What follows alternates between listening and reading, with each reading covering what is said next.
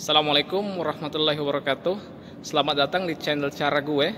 Jadi pada kesempatan kali ini kita akan mengulas dan membahas terkait dengan keberadaan pasal 158 di Mahkamah Konstitusi.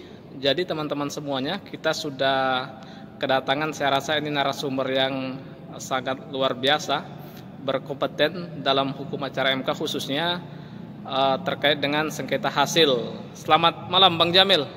Selamat malam Pak Alun. Gimana kabarnya Bang? Jadi Bang Jamil ini kan salah satu pemohon juga, salah satu kuasa hukum di Mahkamah Konstitusi. Ini kan saya rasa merupakan keresahan tersendiri Bang, khususnya bagi pemohon. Itu kan baru-baru ini kan ada beberapa pemohon itu menerima undangan untuk diputus selah. Nah, putusan selah ini apakah lanjut atau tidak, itu gimana menurut Bang Jamil? Apakah misalnya keberadaan 158 mulai diterapkan atau gimana Bang Jamil menganalisanya Bang? Silakan Bang. Ya, bismillahirrahmanirrahim. Assalamualaikum warahmatullahi wabarakatuh. Teman-teman semua, jadi MK baru ini kebanjiran perkara untuk sengketa pilkada yang dilaksanakan 2029 Desember kemarin. MK sebagai bagian dari proses sengketa ketatanegaraan, ya ini pemilu, begitu banyak tentu menghadapi perkara, dan secara normatif MK wajib mengadili, itu yang pertama. Karena menurut pasal 24C Undang-Undang 45 dan Undang-Undang MK sendiri, salah satu kewenangan MK adalah mengadili sengketa pemilu, termasuk di dalamnya pilkada. Nah, di dalam Undang-Undang Pilkada kan diatur di pasal 158 soal ambang batas untuk pengajuan sengketa. Persentasenya ya. Nah, tentu menurut saya soal persentase ambang batas itu sebenarnya secara dari perspektif keadilan konstitusional maupun dari aspek manapun, tentu memang pembatasan itu tidak baik buat pemilu atau pilkada kita, karena kecurangan di berbagai pilkada itu mulai dari sejak gelaran pilkada awal pertama kali digelar sampai Desember 2020, memang persoalan mendasar di pilkada itu selalu soal penyalahgunaan kewenangan oleh incumbent. Dan saya kira memang keberadaan MK menilai proses dan juga hasil wajib dilakukan meskipun sudah ditangani oleh Bawaslu. Sekali lagi, soal ambang batas ini menurut saya nggak fair buat negara kita untuk bagaimana pilkada ini bisa berjalan secara fair dan adil.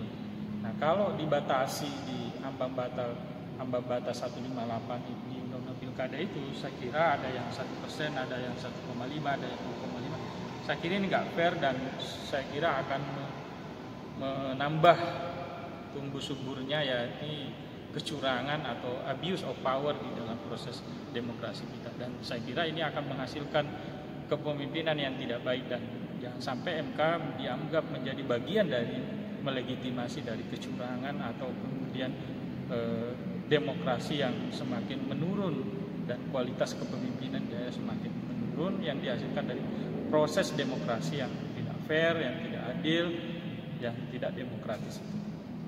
Mungkin itu Pak Alun. Iya, jadi kan oke, kalau pasal 158 itu kan sebenarnya amanah Undang-Undang Pilkada 10/2016. Kalau kita berkaca pada sengketa hasil sebelumnya, memang itu kan diterapkan di awal. Nah, tapi pada pilkada tahun ini itu Mahkamah sempat bilang itu diterapkan di akhir. Nah, sedangkan ini kan berapa hari ke depan kan kita akan menghadapi dismissal nih. Nah, soal dismissal ini banyak yang berandai-andai bahwa kalau berdasarkan pengalaman sebelumnya ini pasti di NU begitu. Kenapa di NU? Karena ada pasal 158 sudah mulai diterapkan di tengah, bukan di akhir. Nah, itu gimana Bang menurut Abang? Ya, saya kira tidak fair kemudian menilai proses sengketa pilkada itu oleh MK itu di akhir. Seharusnya menilai proses itu demokratis atau tidak, jurdil apa tidak, lalu konstitusional apa tidak, ada abuse of power oleh incumbent atau tidak, atau kekuasaan atau bahkan oleh penyelenggara, saya kira nggak fair diperiksa di awal karena kita belum memeriksa pokok perkara, saksi belum diperiksa, bukti lainnya belum diperiksa.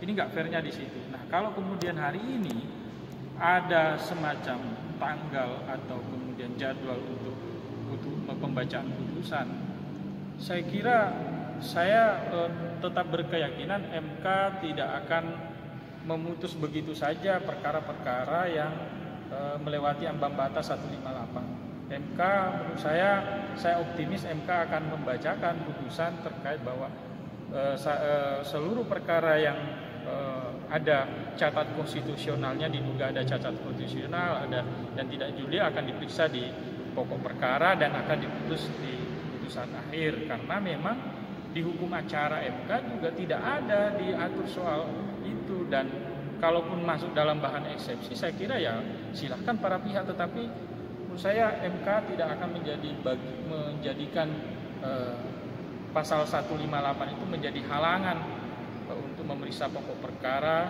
Dan saya kira memang undangan itu, mudah-mudahan kita berharap MK sudah rapat permusyawaratan hakim memutuskan untuk melanjutkan seluruh perkara-perkara yang dianggap ada dugaan penyalahgunaan kewenangan. Tadi itu ada yang pemilu atau pilkada yang tidak jujur, fair dan adil. Ya, mungkin itu. Oke, itu kan harapan Bang sebenarnya, tapi kan harapan itu saya rasa tipis kemungkinannya kalau misalnya di dismissal nanti MK tidak menerapkan 158. Ini kan Abang kan sebagai salah satu kuasa pemohon juga saya rasakan, dan pasti juga saya menduga Abang sudah dapat juga undangan soal itu. Nah, andai kata misalnya di dismissal itu 158 diterapkan, itu gimana Bang, kira-kira Bang respon Abang? Saya kira ini menjadi kekecewaan sangat besar publik yang memberikan trust begitu besar kepada MK untuk mengadili sengketa proses dan hasil di MK dalam pilkada Desember 2020 kemarin. Nah, saya kira saya termasuk orang yang tidak setuju kalau MK itu menerapkan ambang batas soal sengketa di MK. Saya kira MK ini bukan mahkamah kalkulator, bukan mahkamah yang mengadili formil saja, tetapi mengadili material yang sifatnya sangat substantif, yaitu demokrasi kita berjalan sesuai dengan Undang-Undang Dasar 45 atau tidak. Nah, saya kira pembacaan putusan untuk tanggal 15, 16, 17 Februari nanti itu saya kira MK tidak akan menjadikan itu menjadi kuburan bagi para pihak yang mengharapkan keadilan substantif dalam proses berperkara di MK. Dan kita tentu masih berharap di negeri ini MK memberikan semacam harapan besar bagi proses demokrasi yang sedang berlangsung.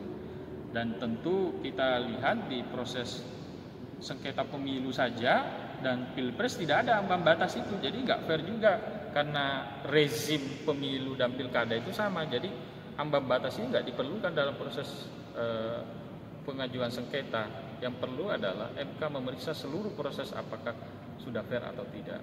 Nah itu berarti kesimpulannya mestinya semua perkara itu mestinya dibuktikan terlebih dahulu, barulah kemudian di akhir putusan akhir MK menyatakan 158 itu, begitu kira-kira Bang?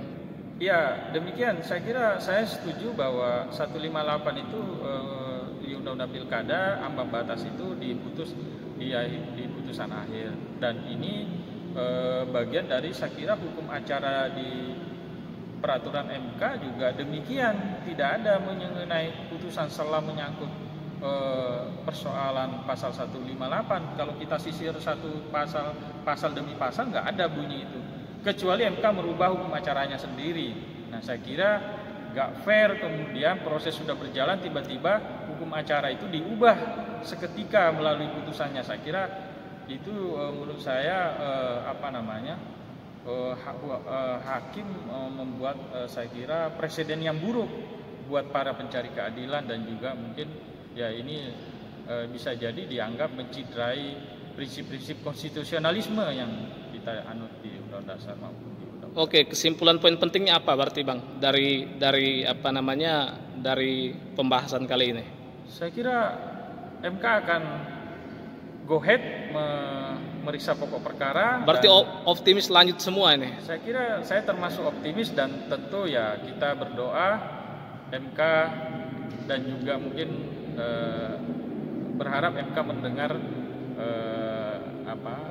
aspirasi dan juga pendapat dari berbagai kalangan terkait soal bagaimana seluruh pokok perkara yang masuk ke MK diperiksa di pokok perkara, menilai bukti baik itu saksi, surat, ahli dan sebagainya, yang tentu keseluruhan akhirnya akan diputus oleh MK juga apakah ini konstitusional, apakah ini jurdil pilkadanya, apakah sudah sesuai dengan undang-undang atau tidak, ya saya kira kita serahkan ke MK. Tetapi yang paling penting MK sudah mendengar bagaimana peristiwa-peristiwa yang terjadi di pilkada itu dikemukakan, pasal apa yang dilanggar, apakah pasal soal penyalahgunaan wewenang, apakah soal kemudian money politiknya, apakah soal penyelenggaraan tidak netral. Itu semua nanti saya kira akan diputus di akhir nanti.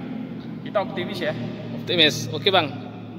Itu mungkin Bang ya. Terima kasih banyak Bang atas ulasan diskusinya Bang. Semoga diskusi kita kali ini paling tidak direspon dan didengar oleh masyarakat pada umumnya. Terima kasih sekali lagi Bang Jamil. Terima kasih. Assalamualaikum warahmatullahi wabarakatuh. Waalaikumsalam.